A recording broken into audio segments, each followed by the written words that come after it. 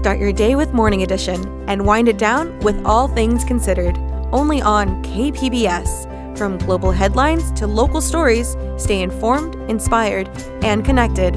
Tune in daily or listen anytime at kpbs.org.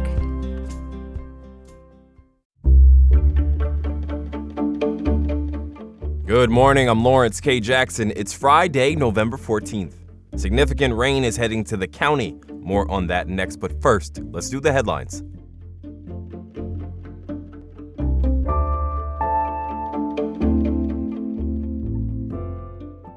Yesterday, the San Diego City Council's Public Safety Committee voted to continue using automatic license plate readers.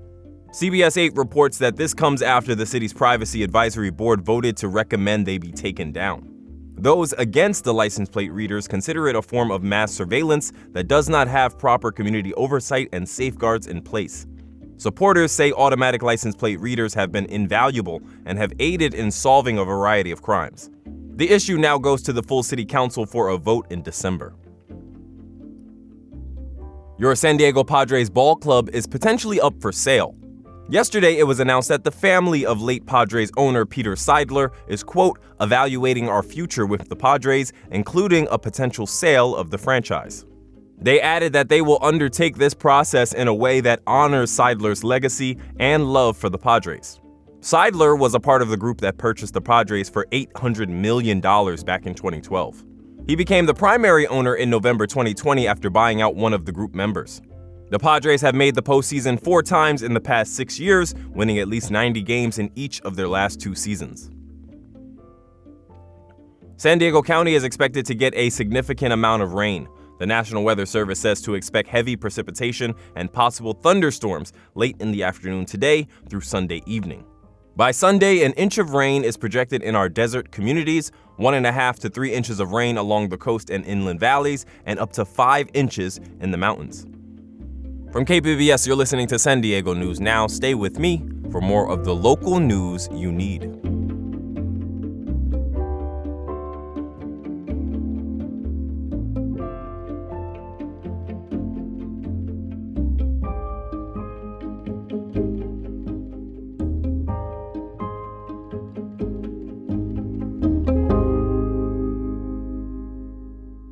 KPBS On Demand is supported by Paint Care, offering households and businesses in California more than 800 leftover paint drop-off sites for recycling. Quantities of 100-plus gallons of paint may qualify for a large volume pickup. Learn more at paintcare.org.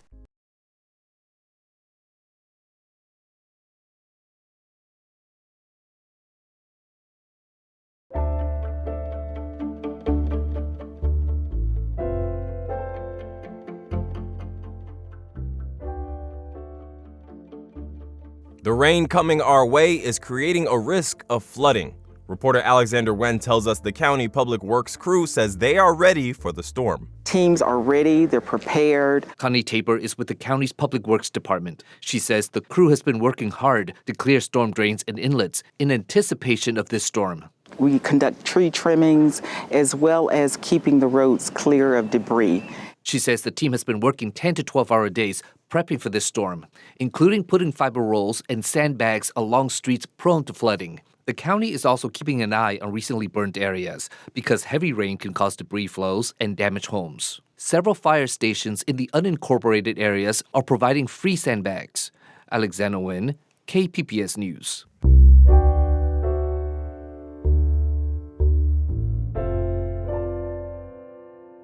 A Gallup poll earlier this year found that only about a third of Americans are happy with the way democracy is working in this country. Meanwhile, other surveys found between 30 to 41% of Americans were open to some form of authoritarianism. President Trump himself has suggested Americans might like a dictator. Against this backdrop, Amita Sharma spoke with anchor Debbie Cruz about the harms people face when living under an autocracy. Amitha, we typically think of people living under dictatorships as powerless to choose their own leaders and having few or no civil liberties, freedom of speech, religion, and equality.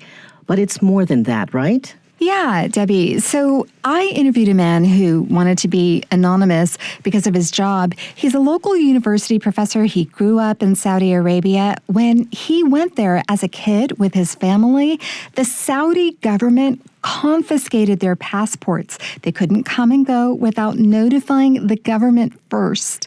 And the government's hospitality could be revoked at any time. This professor also lived in the former Soviet Union before it collapsed. By then, he was an adult and really honed in on the lack of alternatives to political leadership, which also applies to current-day Russia, as you know. If you don't like the politicians you have, there's no real option or opposition to replace them. Also, the professor said people had to reconcile within themselves what they knew to be true and the government's version of the truth, which dictated how they had to act in public just to get on with their daily lives. San Diego Mesa College political scientist Carl Luna calls that a typical trade-off in autocracies: obedience for protection. As long as you played by the rules of the system you were under, didn't push, didn't ask questions, you'd be left alone to a degree. But anybody could be thrown under the bus by anybody else if they had to rat somebody else out to the state. Authoritarian states leave you poor, leave you without choice, and leave you with a shorter lifespan on average. And you spoke to a second man who grew up in an autocracy. What's his story? Well, that second man grew up in Iran. He works at a local university, and he also didn't want his name used for fear of retaliation. He said in Iran, people are reluctant to call the police to report a crime because it is fraught. At any time, the situation can flip, and you could be interrogated as a wrongdoer. Iran, as you know, is a theocracy. He said people there lead double lives. If they don't agree with the government or aren't religious, those people have to pretend to be religious and pretend to share the beliefs of their government in school or in front of anyone who they don't know or trust. If they don't want to fast during the month of Ramadan, they have to sneak around to eat. And then, for the most part, they can be themselves in the privacy of their own homes, in front of family and friends. Luna says living this kind of duality takes a psychological toll and clashes with basic human questions. What is my identity? Who am I? Is the fundamental question we all have to answer. And authoritarian states demand that no matter what, you must be loyal to the state, ignore what your eyes see, and simply do what they say. But that means when you're on your own, you've got to deal with these realities. It makes one schizophrenic, stressed out. One of our biggest freedoms is the freedom to not care what the state thinks, to simply do what we want. Amitha, how strong is America's democracy today? Well, I posed that very question to UC San Diego political scientist Barbara Walter this summer, and she says the United States is in a high-risk zone of partial democracy, partial autocracy, also known as anocracy. Since Donald Trump has come back to the White House, our democracy has declined faster than it ever has in America's history. And everybody would agree that we are no longer in the same category as a healthy democracy like Denmark or Canada or Australia. We are in this middle zone, no matter how you measure our health. And one final note, Debbie, the United States is not the only country struggling with democracy. Democracy Without Borders reported this year that for the first time in 20 years, autocracies outnumber democracies around the world. The proportion of people living in a democratic society is at its lowest in 50 years. Amitha, thank you. Thank you, Debbie. That was KPBS's Amitha Sharma with anchor Debbie Cruz. People with darker skin often don't get diagnosed with skin cancer until it's more advanced.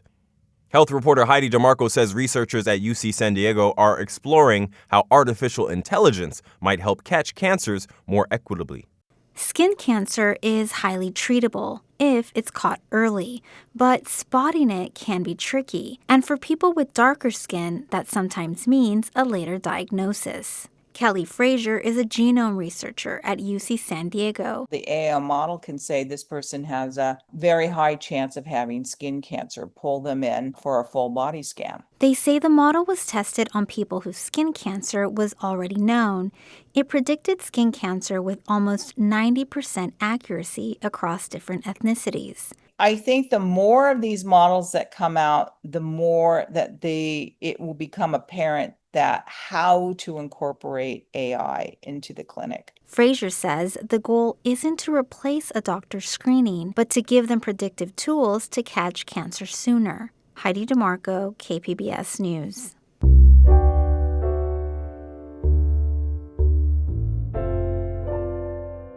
The South Bay Union School Board approved a map this week that changes where some students may go to school. Education reporter Katie Anastas says it comes as the district prepares to close a school due to declining enrollment. Central Elementary School will close at the end of the school year. Next year, its 300 students will go to either Bayside, Emory, Mendoza, or Oneonta elementary schools. District leaders say the schools getting additional students won't need to add classrooms or other facilities next year. That's because enrollment will still be far below their peaks in the late 90s and early 2000s. We still need to look deeper at the root causes of the declining enrollment. Rose Saldana teaches at Imperial Beach Charter School. She says the district needs to figure out how to keep local students in its schools. We are also hemorrhaging students to other districts, and we're also losing students to private schools and other charters and other options. The district plans to close 2 more schools by 2031. Those schools haven't been chosen yet, but administrators have proposed Sunny Slope and Barry. Katie Anastas, KPBS News.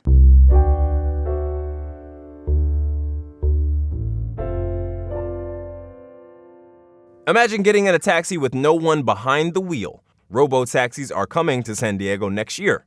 Reporter Jacob Ayer says the upcoming service is getting mixed reactions from locals. The new driverless rideshare vehicles come courtesy of Waymo. The company is already in 5 cities across the U.S., including Los Angeles and San Francisco. Sometime next year, they'll bring a fleet of about a dozen driverless robo-taxis to the city. While the announcement brings excitement for some, it's not such good news for others. Mikaele Hussein is executive director of United Taxi Workers of San Diego. They represent over 400 members. Driverless cars, you know what that means, So that means that the regular human being, they will lose their business. That's what that means. Waymo says they're expanding to San Diego to provide safer, more accessible transportation options that complement the city's existing infrastructure. They plan to start providing rides in the downtown core area. Waymo has not yet announced a specific time service will launch in 2026. Jacob Ayer, KPBS News. As we do each and every Friday for you and yours, here are some weekend event ideas. Whatever you do decide to do this weekend, please bring an umbrella with you and drive safely as rain is in the forecast. Happening today, San Diego's NBA G League team, the San Diego Clippers, have their home opener. They play at Front Wave Arena, and the first 2,000 fans will be given a limited edition t-shirt. That kicks off at 7:30 tonight, and tickets start at around $20. Saturday sees the reopening of San Diego's Archaeological Center in Escondido. The museum reopens with a free house featuring a lecture and a new exhibit. It all takes place from 10 a.m. until 2 p.m. And Sunday is for goat lovers. Lovers of the animal can picnic alongside them while park rangers will share facts about their care and ranch life. That kicks off at noon at the Los Penasquitos Ranch House. Whatever you do, enjoy your weekend. That's it for the podcast today. This podcast is edited by Brooke Ruth and hosted and produced by me, Lawrence K. Jackson. As always, you can find more San Diego news online at kpbs.org. Thanks for listening and have a great weekend.